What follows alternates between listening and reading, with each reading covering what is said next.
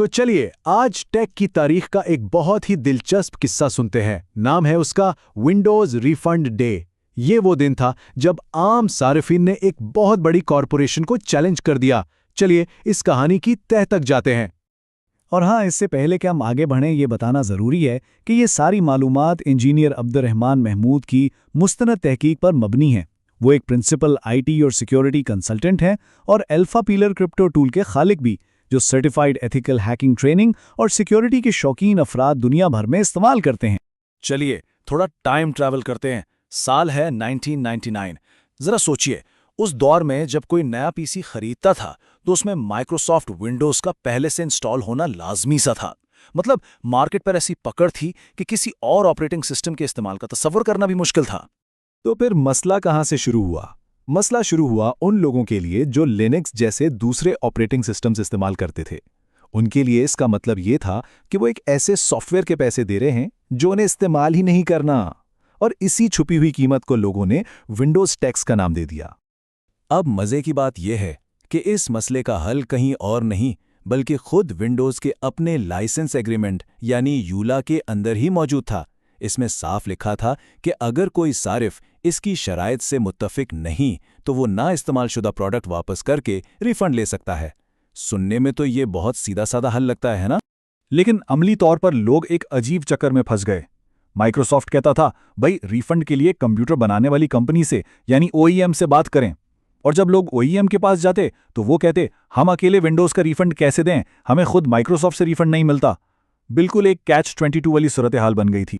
मगर फिर कुछ लोगों ने इस सिस्टम को तोड़ने का तरीका निकाल ही लिया। हुआ ये कि चंद छोटी छोटी इनफरादी कामयाबियों ने एक बहुत बड़ी मुनज़्ज़म तहरीक की बुनियाद रख दी। मिसाल के तौर पर ऑस्ट्रेलिया में एक लिनक्स सारफ थे, जेफरी बेनेट। वो तो शीबा से लगभग 110 ऑस्ट्रेलियन डॉलर का रिफंड लेने में कामयाब हो गए। बस इस एक केस ने साबित कर दिया कि रिफंड लेना मुमकिन है, भले थोड़ा मुश्किल हो। इस खबर से तो जैसे तहरीक में जान आ गई। देखें, ये पूरी तहरीक चंद डॉलर्स की नहीं थी, ये उसूल की बात थी। ये सारिफ के इंतखाब के हक की बात थी। लोग ये बुनियादी सवाल उठा रहे थे कि भाई हमें एक ऐसी चीज के लिए पैसे देने पर मजबूर क्यों किया जा रहा है जिसकी हमें जरूरत ही नहीं है। और फिर जल्द ही लिनक्स कम्युनिटी फोरम्स पर एक प्लान बन गया। मैट जेनसन और silicon valley Linux users group जैसे ऑर्गेनाइजर्स ने लोगों को कॉल दी कि 15 फरवरी को सब अपनी अपनी विंडोज की ओरिजिनल कॉपियां और मैनुअल्स लेकर माइक्रोसॉफ्ट के दफ्तरों पर जमा हो जाएं और यूला के मुताबिक अपने रिफंड का मुतालबा करें। तो फिर वो दिन आ ही गया, 15 फरवरी 1999। ये वो दिन था जब इस ग्रास रूट्स मूवमेंट ने फैसला किया कि अब अपने मुतालबात सीधे माइक्रोसॉफ्ट के सामने रखे जाएंगे। सबसे बड़ा एहतजाज हुआ सिलिकॉन वैली के फॉस्टर सिटी में। सुबह सुबह कोई 100 के करीब लोग एक पार्किंग लॉट में जमा हुए और वहां से माइक्रोसॉफ्ट के ऑफिस की तरफ मार्च किया। प्लान तो ये था कि ऊपर की मंजिलों पर जाकर एग्जीक्यूटिव से मिलेंगे, लेकिन चीज़ें हमेशा प्लान के मुताबिक नहीं चलती। मुजाहिरीन ने जो प्ले कार्ड्स उठाए हुए थे उन पर प्रो चॉइस जैसे नारे लिखे थे। ये सॉफ्टवेयर में सारिफ के इंतखाब के हक पर जोर दे रहा था। क्या ज़बरदस्त और होशियारी वाला पैगाम था ये। वहां का माहौल पुरम था, लेकिन सबके इरादे बहुत पुख्ता थे। लोगों ने 9वीं मंजिल तक पहुंचने की कोशिश की, मगर सिक्योरिटी ने एलिवेटर्स ही लॉक कर दिए। अब देखिए हुआ क्या। माइक्रोसॉफ्ट के नुमाइंदे नीचे आए, लोगों को मशरूबात पेश किए और प्रेस से बात करते हुए वही पुरानी बात दोहराते रहे कि भाई रिफंड का मामला तो ओईएम के साथ है। तो इस सब का फौरी नतीजा क्या निकला? चलिए देखते हैं कि पॉलिसी तो नहीं बदली, लेकिन गुफ्तगू जरूर बदल गई। सीधी सी बात यह है कि उस दिन माइक्रोसॉफ्ट से किसी को डायरेक्ट रिफंड नहीं मिला, तो अपने फौरी मकसद में यह एहतजाज कामयाब नहीं हुआ।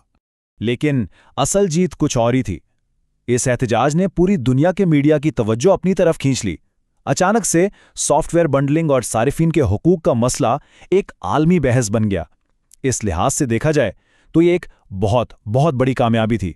तो अब ज़रा इसके तवील मुद्दती असरात पर नज़र डालते हैं। इसकी अलामती अहमियत क्या है और ये छोटा सा एहतजाज टेक हिस्ट्री में इतना अहम क्यों बन गया? जी हाँ, Windows refund day open source और फ्री सॉफ्टवेयर कम्युनिटी के लिए एक तारीखी, एक लेजेंडरी लम्हा बन गया। इसने ये साबित कर दिया कि जब लोग एक मकसद के लिए एक हो जाएं तो वो बड़ी से बड़ी कॉरपोरेशंस को भी चैलेंज कर सकते हैं, अपनी आवाज़ पूरी दुनिया तक पहुंचा सकते हैं। और ये तब्दीली सिर्फ बातों तक महदूद नहीं रही। अगर हम 1999 की मार्केट को आज की मार्केट से मुवाजना करें तो ज़मीन आसमान का फ़र्क है। आज कोई भी आसानी से बगैर विंडोज़ के या पहले से इंस्टॉल हुए लिनक्स के साथ कंप्यूटर खरीद सकता है, और इस तब्दीली की राह हमवार करने में इस किस्म की तहलीकों का एक अहम किरदार रहा है। और यही बात हमें आज के दौर में ले आती है। 1999 का वो एहतजाज एक बहुत अहम सवाल छोड़ जाता है। आज जब हम लॉकडाउन, ऐप स्टोर्स और डिजिटल इकोसिस्टम में घिरे हुए हैं, एक सार्फ के तौर पर इंतखाब के हक का यानी चॉइस का असल मतलब क्या है, ये एक ऐसी बात है जिस पर सोचना ज़रूरी है।